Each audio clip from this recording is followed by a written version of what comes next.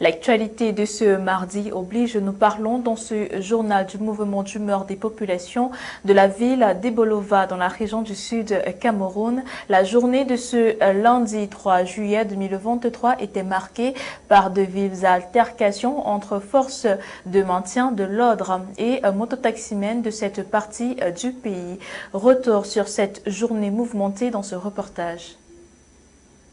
Ebolova Carrefour en 2000, la chaussée est pleine de pierres et de quelques gaz lacrymogènes désamorcés. C'est le résultat des affrontements des forces de maintien de l'ordre et certains hors-la-loi dissimulés au sein du secteur des mototaxis.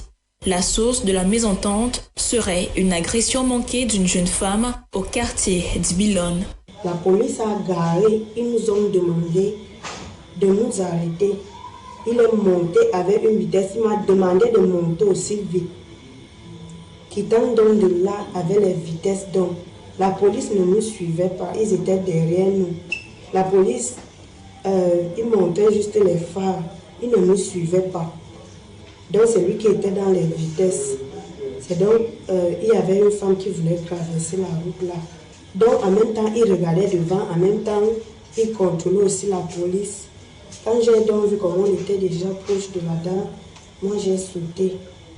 Je suis allée nous retrouver au sol et tout. C'est toujours la police qui nous a amenés ici. Là. Et quand nous sommes arrivés, moi je suis entrée dans la chambre et on m'a dit qu'il était à 17 ans. À la suite de cela, le présumé agresseur a achevé sa course en percutant une autre jeune femme. Je ne connais pas comment la moto est sortie. Derrière moi à vitesse. Ils m'ont pris par la chute.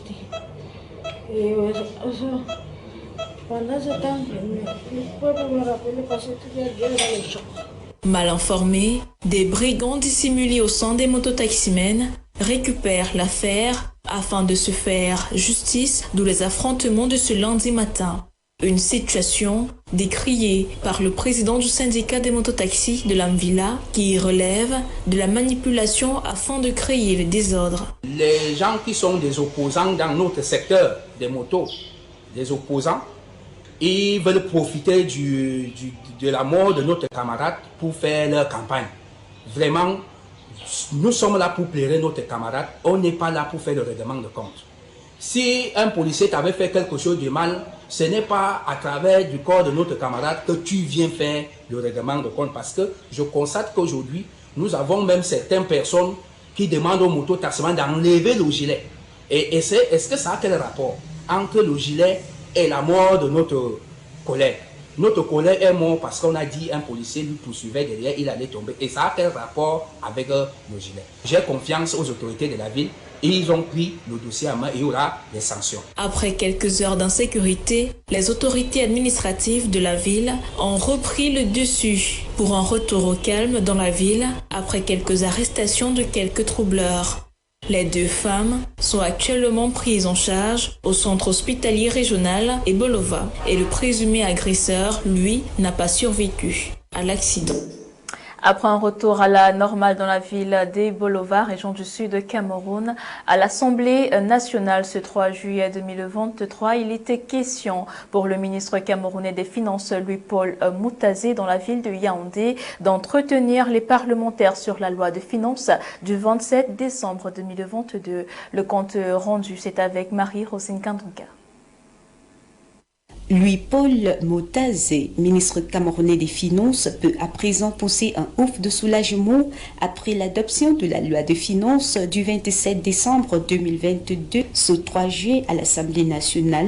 La loi portant des finances de la République du Cameroun pour l'exercice 2023, car la phase orale est étendue, notamment sur les zones d'ombre de cette loi. Heureusement, le patron des finances, habitué de la scène, s'en sort avec douleur.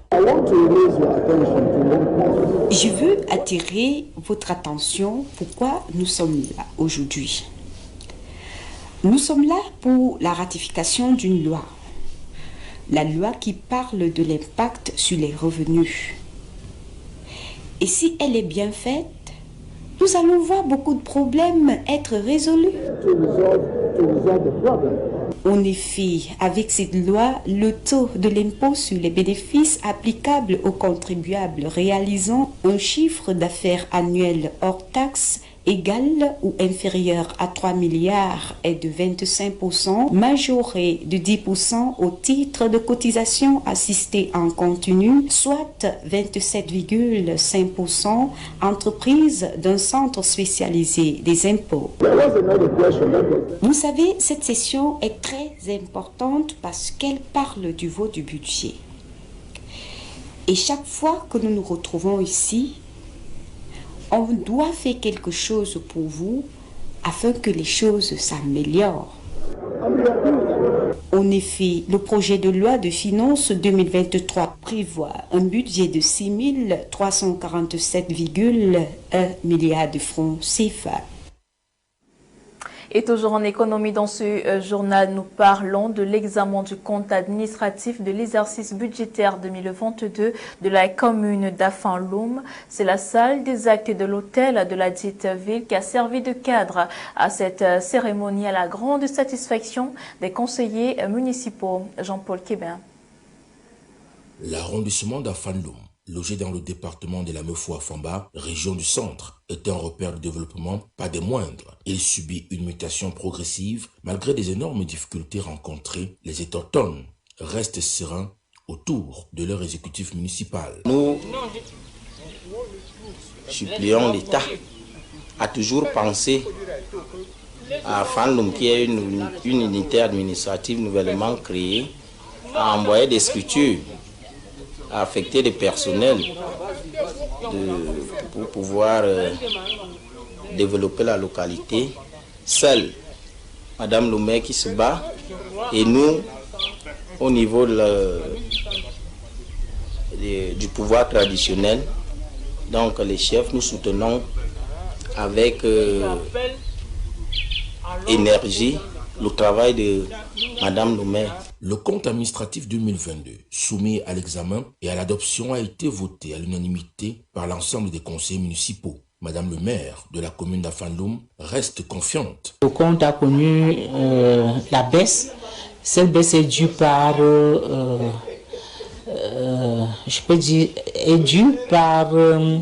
la crise. Et par conséquent, tout au niveau des collectivités aussi, les projets qu'on avait eu avant, on subi aussi une diminution. C'est pour ça que le compte est en baisse. Donc les difficultés, il y en a, parce que quand il n'y a pas d'argent, rien ne marche comme il se doit, mais la commune d'Afan-Loum joue à la résilience comme d'habitude. Le clou de l'événement est le prix décerné par le collectif éditorial des journalistes des collectivités territoriales décentralisées comme meilleure magistrate municipale de la mandature 2020. Une distinction qui est venue rehausser l'ambiance du conseil municipal qui s'est achevé en toute convivialité. Et dans la lutte contre les décès infantiles qui s'enregistrent de plus en plus au Cameroun, un atelier de renforcement des capacités est organisé dans la ville de Douala par une organisation non gouvernementale, et ce jusqu'au 7 juillet prochain. Quentin est tapé pour nous dire davantage. Plus de 400 décès sur 100 000 naissances par an. Des besoins non satisfaits, 15,5% du taux de contraception, renverser la tendance. Tel est le but d'un atelier de formation sur l'approche de plaidoyer SMART pour la mobilisation des ressources domestiques organisé par l'ONG, la CAMNAFOR, dans un hôtel de Douala. Notre principal objectif est d'accompagner le gouvernement à pouvoir offrir les services de santé de la reproduction aux populations qui en bénéficient. Donc nous avons notre partenariat avec l'UNFPA et le ministère de la Santé nous a permis d'être identifiés comme participants de la société civile afin de réfléchir ensemble sur le plaidoyer et la mobilisation des ressources, parce qu'aujourd'hui, les questions de santé de la reproduction, les questions de mortalité maternelle, les questions de mortalité infanto-juvénile sont des questions très cruciales. Cette organisation non gouvernementale est spécialisée dans la santé de la reproduction. Elle est accompagnée par l'UNFPA qui partage les mêmes priorités. Alors aujourd'hui, nous sommes ici pour la mobilisation des fonds domestiques pour la planification familiale, mais aussi pour les produits vitaux en santé de reproduction. C'est une priorité pour l'UNFPA, mais c'est aussi une priorité pour le gouvernement qui vise à augmenter la mobilisation des ressources pour le financement de la santé, sous l'houlette de la couverture de la santé universelle, l'accès de la santé pour tous et dans le cadre stratégique de la SND 30, qui est le cadre de développement pour... Ce séminaire qui a débuté hier lundi prendra fin vendredi prochain. En ligne de mire, les activités de développement des capacités, la mise ensemble d'une équipe multiforme composée des acteurs qui interviennent dans la planification familiale pour pouvoir mobiliser les financements à l'appui de la santé. Et après cette information, mesdames et messieurs, parlons de toute autre chose à présent.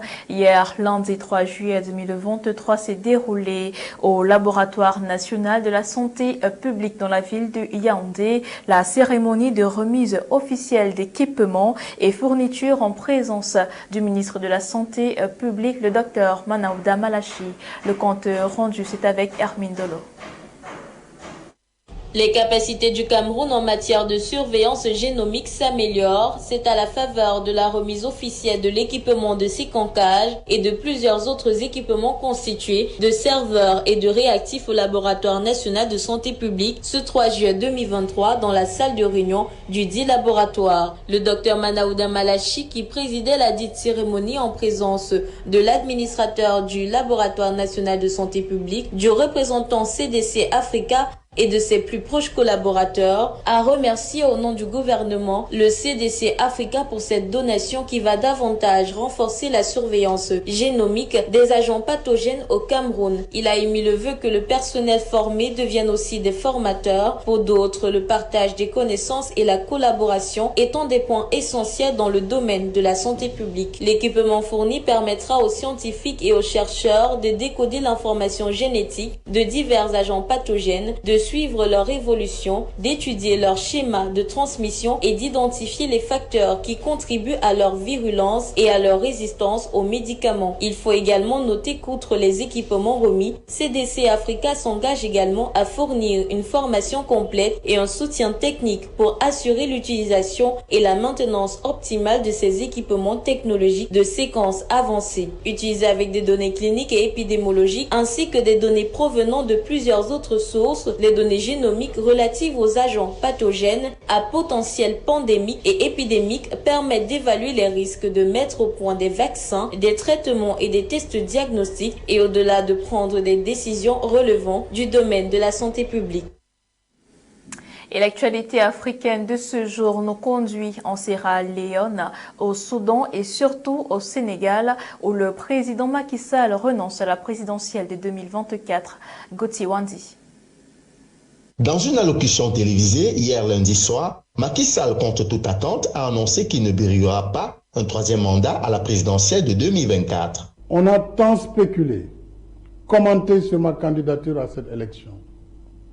Cependant, je n'ai jamais voulu être l'otage de cette injonction permanente à parler avant l'heure, car mes priorités portaient surtout sur la gestion d'un pays, d'une équipe gouvernementale cohérente et engagée dans l'action pour l'émergence, surtout dans un contexte socio-économique difficile et incertain. Ce désistement, même s'il désillusionne ses fidèles, permettra tout de même au pays de retrouver son calme après des manifestations contre le troisième mandat violemment réprimées.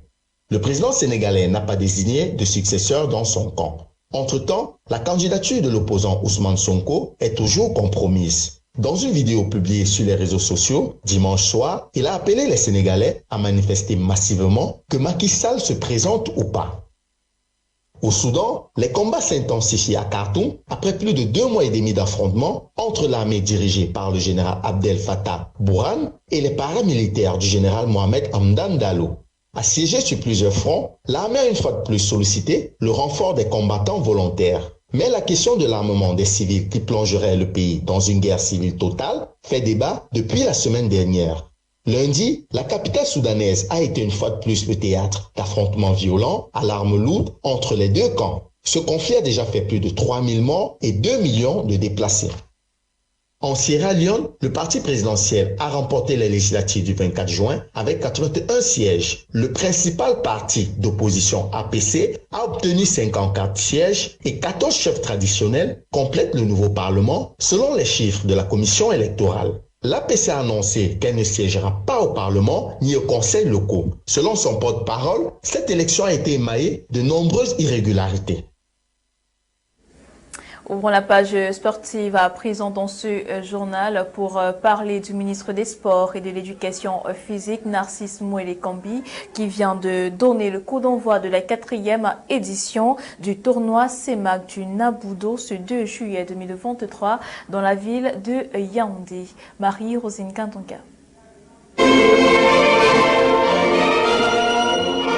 Si par cette symphonie majeure de l'hymne de la CEMAC s'est ouverte la 4e édition du tournoi international du Naboudo, baptisé Coupe CEMAC, avec l'ancien du ministre camerounais des Sports et de l'Éducation civique, Narcisse Mouele Kambi, accompagné d'une kyrielle d'autres présidents de fédérations sportives d'ici et d'ailleurs.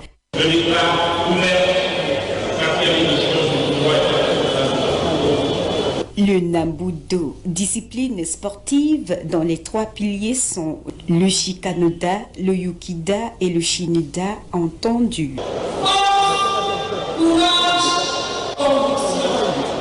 Après la phase discours, place aux hostilités avec Pauline Demir, l'exécution des katas et des randorings. C'était pas facile vraiment de mettre en exécution les katas et les randori, mais par la grâce de Dieu, nous avons exécuté la force, le courage et la conviction.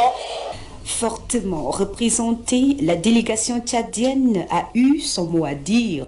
Je suis vraiment très content d'avoir venu ici représenter le Tchad. Je suis très content. Bon, après tout ce qu'on a fait, je vois qu'on a bien travaillé. On s'est rendu, là ça reste phase kata. En sa qualité d'invité spécial, le Burundi n'est pas allé du dos de la cuillère. On a fait le kata équipe et après on a fait le kata individuel. Tout est très bien passé par la grâce de Dieu et on espère le mieux pour demain. Au regard de tout ce qui précède, l'on peut dire avec bonheur que le tournoi s'annonce belle, mais pour l'heure, le quart nous amène pour les éliminatoires. L'année scolaire est terminée et place aux vacances. Et à cette occasion, la 22e édition du tournoi Mora Sport Vacances vient d'être lancée dans la région de l'extrême nord Cameroun. Grâce divine au Nomanon pour nous en dire davantage.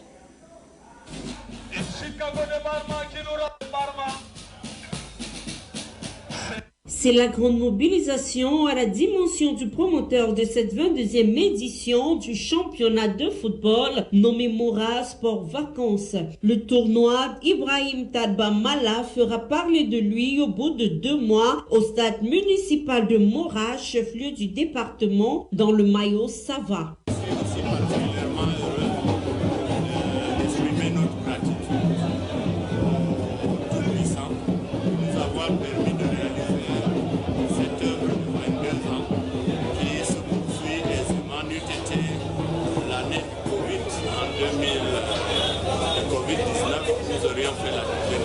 Cette année. Donc c'est la raison pour laquelle nous sommes particulièrement heureux et nous sommes aussi heureux d'accompagner cette jeunesse qui en veut et qui veut également occuper sainement son temps pendant les vacances. Et c'était ça le premier objectif. Elles sont 16 équipes engagées dans ce tournoi regroupant 4 poules, parmi lesquelles une équipe de déplacés internes qui autrefois menacée par les exactions terroristes du Boko Haram en fera partie. C'est une occasion pour le promoteur de saluer le retour de la paix et du vivre ensemble. Et ce journal se referme sur My Media Prime Télévision. Mesdames et messieurs, merci de nous avoir suivis. Restez en compagnie de nos programmes qui se poursuivent avec notamment le journal en langue anglaise à 18h30 exactement. Quant à nous, retrouvez-nous demain à même heure pour une nouvelle édition du journal. Passez une excellente soirée et portez-vous bien.